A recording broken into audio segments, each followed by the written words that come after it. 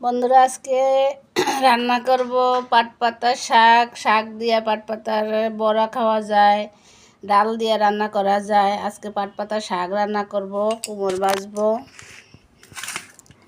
পটল দই পটল করব, ডাল রান্না করব। আজকের মেনু এই বন্ধুরা। আর এনেছে নতুন আম এনেছে, দেখো এই প্রথম এনেছে আম।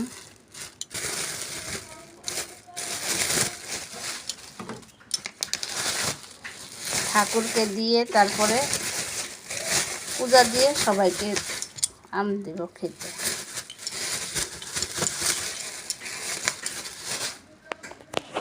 ঠাকুরের পূজা দিয়ে এই যে দুধ দিয়ে আম দিয়ে খাবে। আজকে নিরামিষ, বৃহস্পতিবার, আমরা মাছ খাই না, আমরা খাই আজকে নিরামিষ খাই।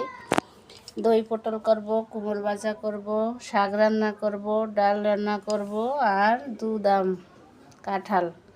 আজকের খাবার এই মেনু এই আজকের। বন্ধুরা আমার মেনুটা কেমন হলো তোমরা শেয়ার করে দিও।